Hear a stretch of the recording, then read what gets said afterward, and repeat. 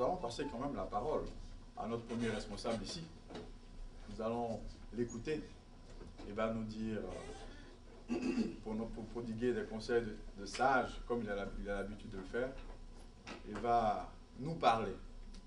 Nous allons, sans être plus long, nous allons tout simplement lui passer la parole et nous allons l'écouter. Vous n'avez pas besoin de vous lever, je crois qu'on va déplacer le micro.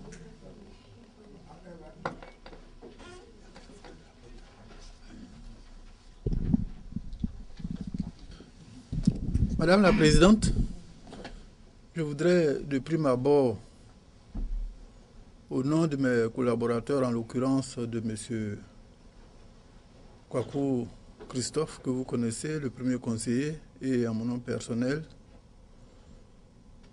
vous adresser nos sincères félicitations pour votre brillante élection à la tête du RHDP USA.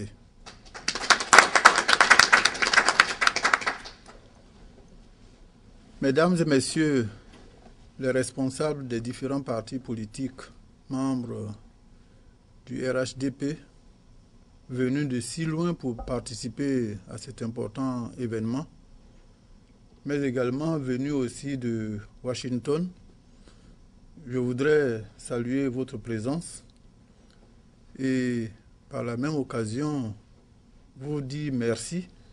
Merci d'être venus pour soutenir la nouvelle présidente, Madame Janine Brutus. Chers compatriotes, chers amis de la Côte d'Ivoire, c'est avec un plaisir renouvelé que je prends la parole ce soir pour saluer l'événement qui nous réunit, à savoir l'investiture, pour ne pas dire la passation de charges, concernant Madame Janine Brutus, nouvelle présidente du RHDP, et son prédécesseur, M. Edouard Key. Nous savons que ces occasions sont des opportunités de grande solennité. Et pour notre part, nous sommes heureux d'être témoins de cette transition entre le bureau sortant et le bureau entrant. Mais avant tout propos, je voudrais, au nom de mes collaborateurs, même si c'est un seul qui est représenté ici, vous exprimer nos sincères remerciements pour l'invitation que vous avez bien voulu nous adresser. Et également pour la parfaite organisation de cette cérémonie que nous considérons comme une cérémonie d'importance majeure dans la vie des partis politiques et principalement s'agissant du RHDP USA. En ma qualité d'ambassadeur de Côte d'Ivoire aux États-Unis et partant en ma qualité de représentant du président de la République, son Excellence M. Alassane Ouattara, je voudrais saisir cette occasion pour adresser aux compatriotes que vous êtes et principalement aux responsables politiques, toutes tendances confondues, je le dis et je le répète, de même qu'aux chefs religieux, certains ont joué ce rôle sans en être des dépositaires, et aux différents responsables des associations ivoiriennes et des différentes communautés, ainsi qu'aux autres associations et groupements de la société civile, une invitation à emprunter le train de la paix, de la réconciliation, du pardon mutuel qui a démarré au pays, en Côte d'Ivoire. Je vous invite donc instamment à monter à bord de ce train, car vous trouverez à bord la paix, la stabilité, la concorde, la fraternité, qui sont des maîtres mots, des mots caractéristiques du peuple ivoirien.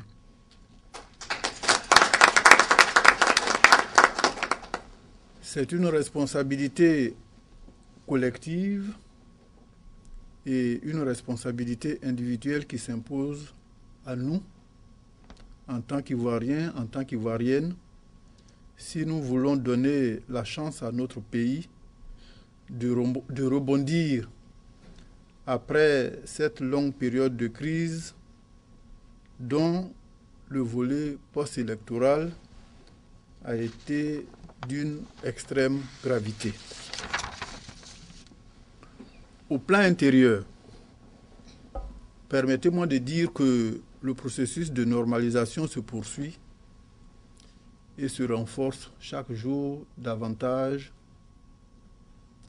grâce aux efforts du gouvernement, aux efforts du président de la République et à la bonne disposition du peuple ivoirien et des amis de la Côte d'Ivoire. Ainsi, moi qui rentre d'Abidjan il y a à peine 4-5 jours, je puis vous assurer que la sécurité se renforce de jour en jour. Il en est de même pour la paix du processus de réconciliation. Et les Ivoiriens, comme l'un des intervenants le disait tout à l'heure, ont retrouvé la joie de vivre, qui est aussi un des traits caractéristiques de notre peuple. Et les fêtes de fin d'année et de Nouvel An, qui étaient des fêtes célébrées et commémorées dans la lumière, ce qui a donné son nom de fête de la lumière, était un témoignage de la joie, de la satisfaction de notre peuple. Cet événement que l'occasion m'a été donnée de voir, en tout cas en ce qui concerne les derniers instants, parce que quand on m'a cherché à l'aéroport, on m'a fait passer par le plateau pour me donner l'opportunité de voir et on me disait que le lendemain, ça allait être démantelé. Et à ma grande surprise, 3, 4, 5 jours plus tard, ces lumières étaient encore en place. Tant la volonté et le désir du peuple ivoirien de continuer à contempler ces feux était grande.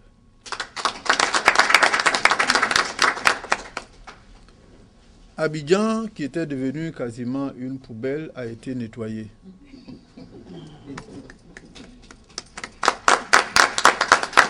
Notre belle capitale est à nouveau en train de retrouver son nom de perle de lagune. Il en est de même des villes de l'intérieur qui sont en train d'être nettoyées. Vous me permettrez de dire que, outre le nettoyage, la ville d'Abidjan est en chantier. Les voies cabossées, crevassées sont en train d'être colmatées. Les routes sont en train d'être réparées, aussi bien à Abidjan qu'à l'intérieur. Et les grands chantiers annoncés par le président de la République lors de la campagne électorale ont démarré.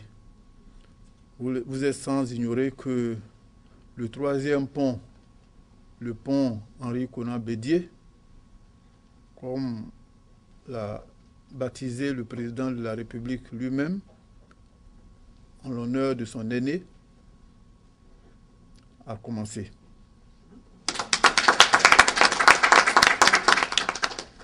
Il en est de même de la rénovation des universités et des grandes écoles, de même que des hôpitaux et autres bâtiments publics, sans compter la construction des logements sociaux que le président a promis au peuple de Côte d'Ivoire.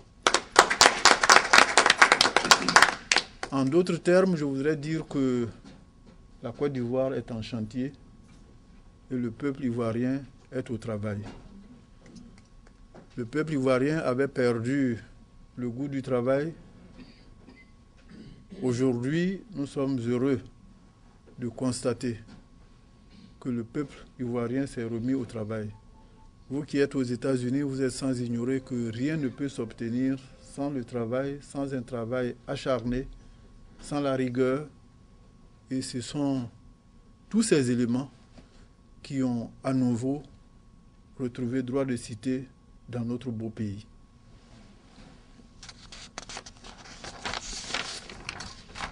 Parallèlement, je voudrais aussi dire que il y a le renforcement du processus démocratique qui se fait progressivement par la mise en place des institutions républicaines et par l'organisation le 11 décembre dernier des élections législatives. De même, il y a le renforcement de l'état de droit, l'assainissement de l'environnement des affaires, les réformes dans les filières, notamment la filière café-cacao, et suivra la réforme dans le secteur énergétique, la bonne gouvernance aussi à droit de cité, la justice équitable est en train de s'installer, la réforme de l'armée est en cours, le redéploiement de l'administration se poursuit. En d'autres termes, tout ce qui permet à la Côte d'Ivoire de retrouver ses positions d'État moderne, d'un État qui fonctionne, tout ce processus s'est mis en place ou alors se renforce de jour en jour.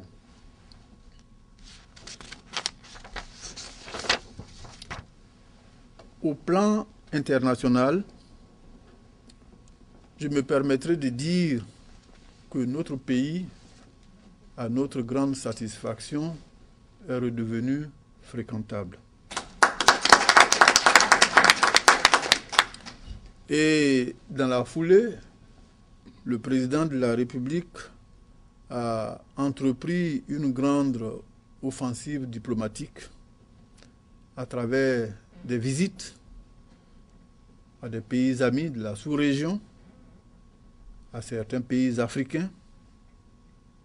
Et dans la foulée, il a même suscité, dans une certaine mesure, la restructuration, pour ne pas dire la réforme du Conseil de l'Entente, qui, comme vous le savez, est la plus ancienne organisation sous-régionale, en vue de le rendre plus dynamique, le Conseil de l'Entente, pour renforcer la coopération sous-régionale au-delà de l'Afrique. Vous qui êtes aux États-Unis, vous savez que le chef de l'État a entrepris 2 visites ici. La première au mois de juillet et la seconde au mois de septembre. Ces 2 visites ont été suivies de celle du Premier ministre, le Premier ministre Guillaume Soro, en décembre 2011. Et tout récemment, j'ai eu le privilège de participer à Abidjan à la visite effectuée par la secrétaire d'État Hillary Clinton. Ce qui est, je peux dire, une grande première, puisque depuis 25 ans, notre pays n'avait pas enregistré de visite d'un tel niveau dans notre pays de la part d'une autorité américaine.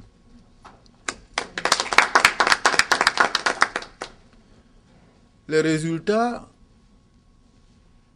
que nous pouvons retenir de toute cette offensive diplomatique, notamment en direction des États-Unis, c'est que notre pays, la Côte d'Ivoire, après avoir été exclu de l'AGOA depuis plus de 6 ans, a été à nouveau rééligible à l'AGOA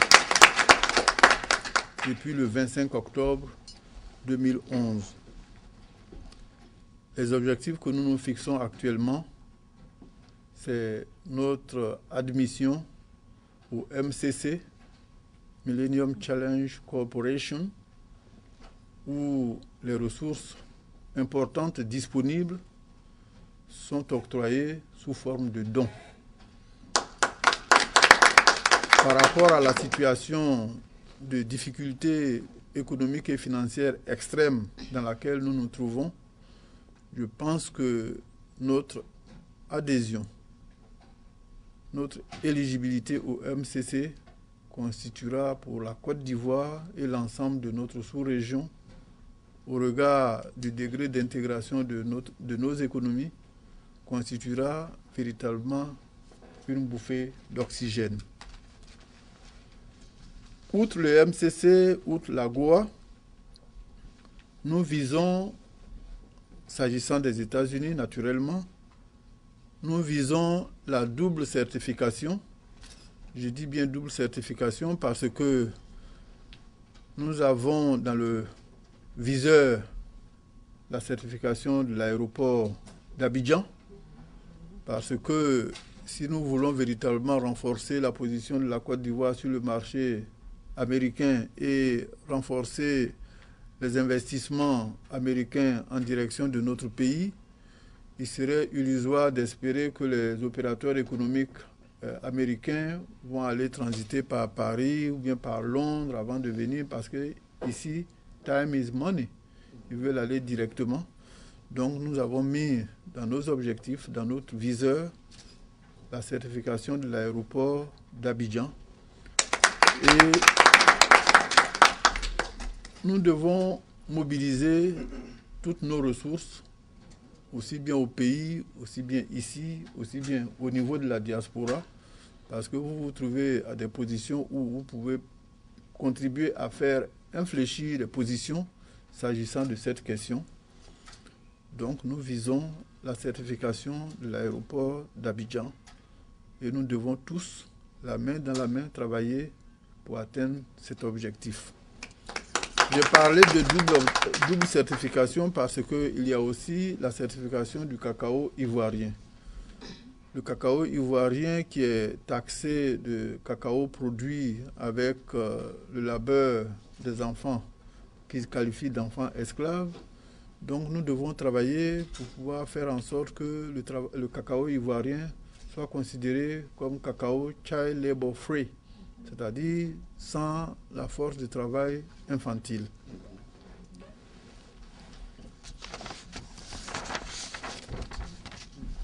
Pour le repositionnement de notre pays sur le marché américain, nous visons également la participation massive du secteur privé.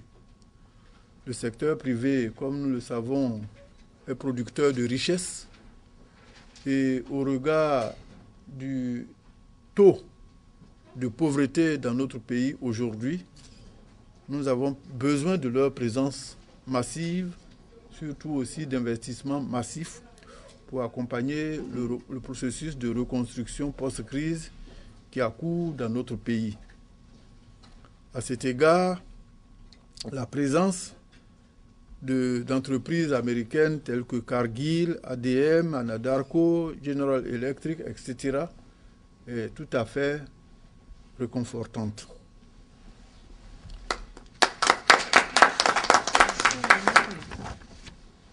Nous avons parlé des États-Unis parce que nous sommes aux États-Unis, mais vous êtes sans ignorer que le président de la République vient d'effectuer une visite d'État de très haut niveau en France, une visite d'État que nous pouvons considérer comme mémorable au regard de tout l'intérêt que les autorités françaises au plus haut niveau ont accordé à cette visite. Cette visite a permis de relancer, de redynamiser les relations d'amitié historique et de coopération entre la France et la Côte d'Ivoire. Et ce fut aussi l'occasion de signer un nouvel accord de défense entre les deux pays par rapport à l'ancien accord qui avait besoin d'être remis au goût du jour. Cet accord prévoit notamment la formation de nos forces de défense et de sécurité, puisque nous sortons de crise, et il arrivera un moment où on doit pouvoir prendre en charge notre propre sécurité. Donc l'accord prévoit la formation et l'équipement de nos forces de défense et de sécurité. Outre la signature de l'accord, il y a eu aussi, de la part du président de la République, une rencontre avec le MEDEF, qui est le patronat français, et le grand patron des entreprises françaises qui étaient fort présentes en Côte d'Ivoire, les entreprises françaises se sont engagées à reprendre le chemin de la lagune Ébrié pour venir accompagner le processus de reconstruction post-crise de notre pays, la Côte d'Ivoire. Naturellement, cela s'accompagne d'investissements massifs qui sera l'occasion de création d'emplois, notamment pour notre jeunesse. Après sa visite en France, le président de la République a mis le cap sur Addis Abeba, où se tient le sommet de l'Union africaine. Donc, au moment où je vous parle, le président de la République se trouve en Éthiopie, où il participe au sommet de l'Union africaine.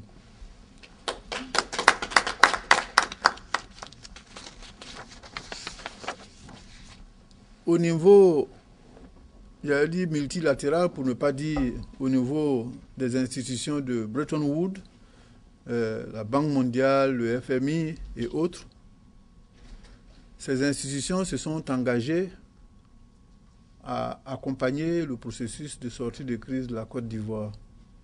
Et à l'occasion de la visite du président au mois de juillet, il a eu à rencontrer le président de la Banque mondiale, de même que le directeur général du Fonds monétaire international. Et lui-même étant un des anciens responsables du Fonds monétaire international, le courant, comme on l'aurait dit en des termes familiers, le courant est passé entre les deux parties et ceux-ci se sont engagés à accompagner la Côte d'Ivoire dans le processus de reconstruction post-crise. La requête du moment, en ce qui concerne notre pays, c'est d'atteindre le point d'achèvement de l'initiative PPTE à la fin du premier semestre, pour ne pas dire courant premier semestre 2012. C'est ça la requête de la partie ivoirienne. Toutes les réformes, toutes les conditionnalités qui avaient été posées ont été remplies. Et tout le monde est unanime à reconnaître que depuis la mise en place du gouvernement de la Nouvelle République, du président Ouattara, beaucoup de travail a été accompli, aussi bien en termes de réformes, parce que lorsqu'ils arrivaient au pouvoir, il n'y avait pratiquement plus rien. Les banques avaient été saccagées, la banque centrale avait été dévalisée, les banques commerciales étaient fermées, le port était sous embargo. En d'autres termes, la Côte d'Ivoire était dans un état de dévastation quasi générale, à telle enseigne qu'on peut considérer qu'ils ont pris les choses en main à partir d'un niveau zéro. En moins de 6 mois, ils ont pu remonter la pente à telle enseigne qu'ils sont partis d'un taux de croissance négatif de moins 6,3% au moment où ils arrivaient au pouvoir. Mais aujourd'hui, les estimations, les prévisions de la Banque mondiale et du FMI tablent autour d'un taux de croissance en 2012 de 8,5%. Et le président de la République et son ministre de l'économie et des finances, eux, ils disent qu'ils visent un taux de croissance à 2 chiffres. Voilà la situation qui se présente à notre pays après la prise en main des rênes du pouvoir, après avoir travaillé sur tous les volets de la vie de notre nation, aussi bien en termes de restructuration, en termes de réorganisation de l'administration, pour arriver à ces résultats.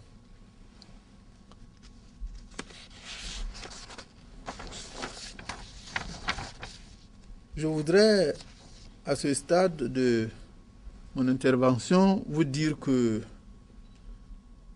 par rapport à tout ce que je viens de décrire, nous pouvons dire que aucun État, quelle que soit son importance, ne peut prétendre vivre en autarcie.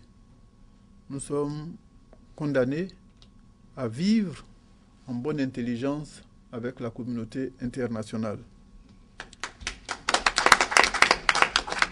Et la Côte d'Ivoire, notre pays, a retrouvé aujourd'hui sa place au sein de cette communauté qui est disposée à l'accompagner et à l'assister dans ses efforts de réconciliation et de reconstruction post-crise.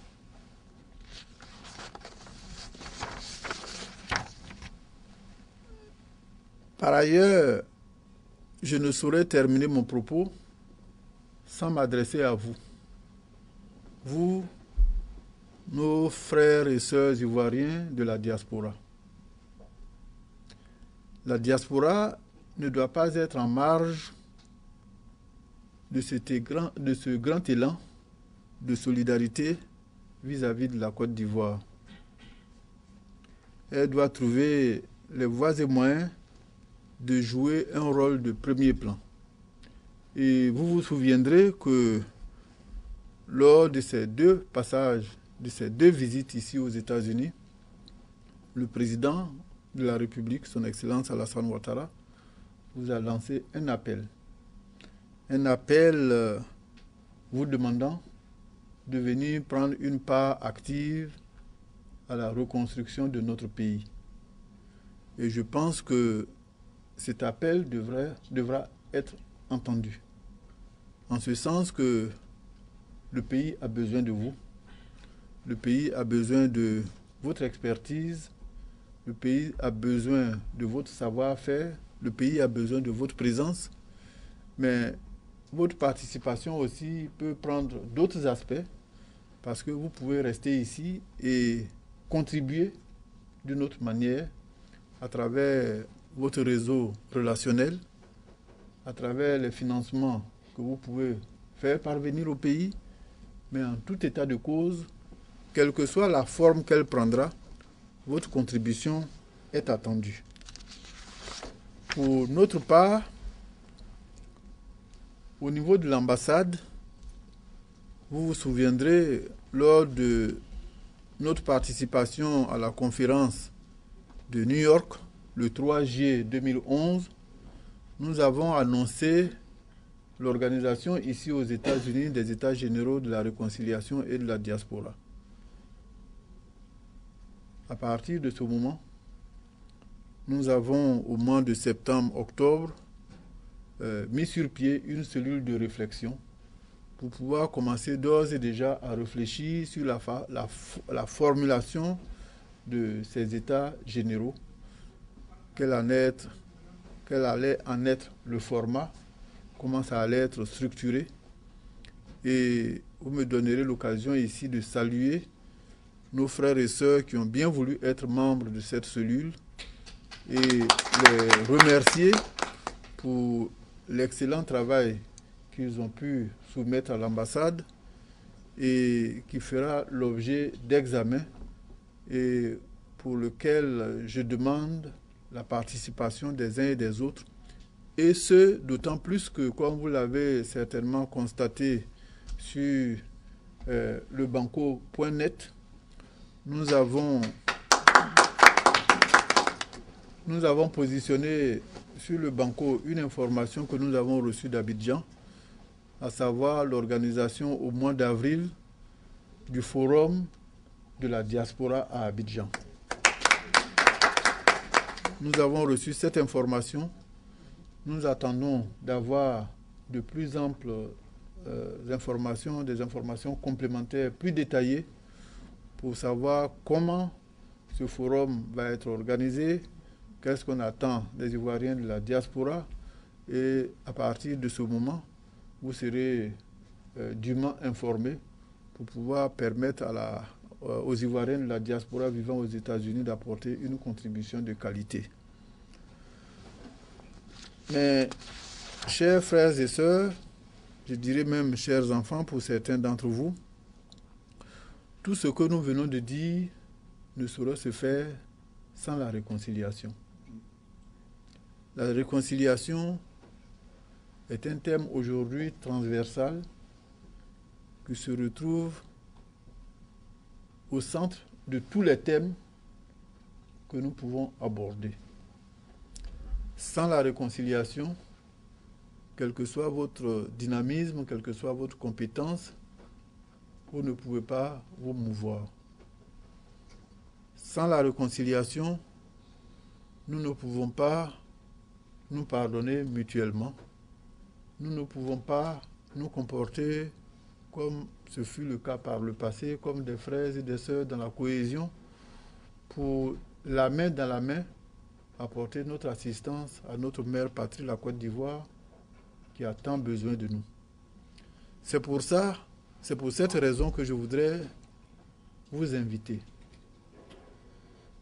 à la réconciliation. La réconciliation, en ma qualité de représentant de l'État de Côte d'Ivoire, est un thème auquel j'accorde la plus haute importance. C'est la priorité, j'allais dire, numéro 1, parce que tant que nous ne nous sommes pas réconciliés, il nous serait difficile de regarder dans la même direction. C'est pour cette raison que je voudrais saisir cette tribune pour, une fois encore, lancer ce message à l'endroit des membres du RHDP, qui constitue, comme nous le savons tous, un grand mouvement politique qui a une lourde responsabilité dans la pacification de notre pays. Mais au-delà du RHDP, cet appel s'adresse à l'ensemble de nos compatriotes ayant d'autres sensibilités politiques, parce que le représentant de l'État de Côte d'Ivoire que je suis ne saurait s'adresser seulement qu'à une partie des Ivoiriens. Ma mission consiste à avoir tous les Ivoiriens sous l'aile protectrice de l'ambassade.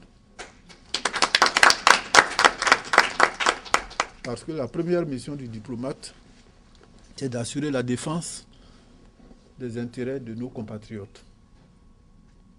C'est d'assurer la promotion des intérêts de notre pays.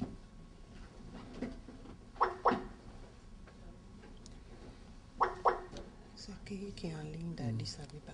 Ah, il a Addis Abeba. D'accord. Ok. C'est de tout cela qu'il s'agit.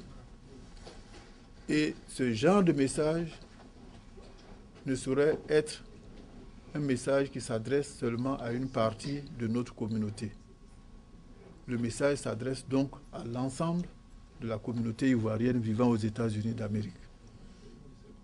Et je voudrais saisir cette opportunité pour vous dire à vous, Madame la Présidente, merci de nous avoir offert l'opportunité de nous adresser, non seulement aux membres du RHDP, mais également à l'ensemble de notre communauté. Communauté que je voudrais inviter à se mobiliser comme un seul homme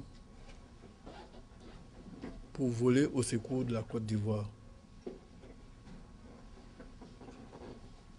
La Côte d'Ivoire a besoin de vous.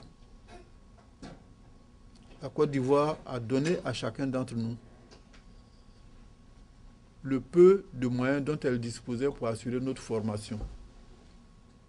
Le moment est venu pour nous de lui retourner, ne serait-ce qu'une fine partie de ce que notre mère patrie nous a donné.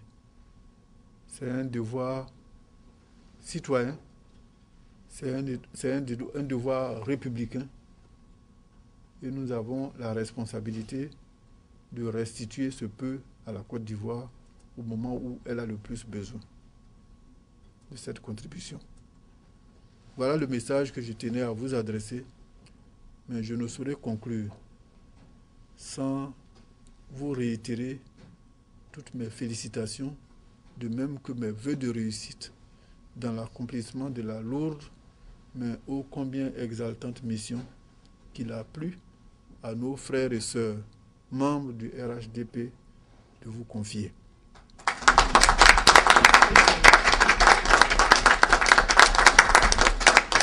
Il reste un dernier mot. Il reste un dernier mot. Vous savez que nous sommes en pleine Cannes, qui constitue un élément essentiel de la vie de notre nation. Ça rythme la vie de notre nation de façon cyclique. Le précédent cycle, c'était le mondial, ça m'avait trouvé au Brésil. J'avais eu à organiser une projection à l'ambassade. Nous avons été submergés par les Brésiliens au moment où on jouait contre le Brésil. Mais ça a été très difficile. Et nous avons pour ambition de reproduire le même événement ici. Mais nous visons la finale. Nous visons la finale pour le faire. On avait voulu le faire plus tôt, mais on s'est dit qu'il vaut mieux viser la finale. Comme ça, nous allons redoubler d'efforts dans nos prières pour que nous y soyons. Pour que ce jour-là, tous les Ivoiriens, comme un seul homme, tous les Ivoiriens et toutes les Ivoiriennes naturellement, comme un seul homme, ou alors comme une seule femme, se retrouvent à l'ambassade pour venir dans la convivialité, dans l'ambiance bien de chez nous que nous allons ensemble créer à la chancellerie, supporter notre équipe, les éléphants, à notre manière, pour les pousser à la victoire, pour que 20 ans, après avoir remporté pour la première fois notre Coupe d'Afrique, que à la 20e année, ce soit l'opportunité pour nous de récidiver à la grande joie du peuple de Côte d'Ivoire qui a tant souffert ces dernières années et qui de cette façon va à nouveau connaître l'ivresse de la joie, de l'extase que seul le football aujourd'hui s'est procuré à nos peuples et particulièrement au peuple de Côte d'Ivoire. Voilà le souhait que je voudrais former, le vœu que je voulais former, et je voudrais vous inviter à vous associer à ces vœux, à ces prières. Nous allons intercéder auprès de nos pasteurs et de nos imams pour qu'ils se joignent à nous, pour qu'on commence à prier maintenant, qu'on redouble d'intensité, pour que cette promesse de nous retrouver à l'ambassade ne soit pas une vaine promesse, pour que ce jour-là, on puisse se retrouver, que même des gens viennent, pourquoi pas, s'ils sont venus pour l'investiture, ils viendront aussi hein, pour ça. Ça en vaudra la peine. Alors donc, voilà ce que je voudrais dire en guise de mot de la fin, parce que je sais que nous sommes tous mobilisés et le président de la République, le Premier ministre, les membres du gouvernement en ont donné le ton à travers le match de gala qu'ils ont organisé à Abidjan et qui a eu autant de succès. Je pense que ce jour-là, à notre manière, nous allons nous retrouver à l'ambassade, pourvu que nous y soyons. Et je suis persuadé que par la grâce de Dieu, nous y serons. Alors, pour terminer, comme nous sommes encore en janvier, je voudrais saisir cette opportunité pour former pour vous, pour tous ceux qui vous sont chers, des vœux de santé, de prospérité et de bonheur, et pour notre pays bien-aimé, la Côte d'Ivoire, des vœux de paix, de stabilité et de prospérité pour le peuple ivoirien qui a tant souffert et qui progressivement réapprend à redécouvrir la joie de vivre qui était un de ses traits caractéristiques. Que Dieu bénisse la Côte d'Ivoire. Je vous remercie.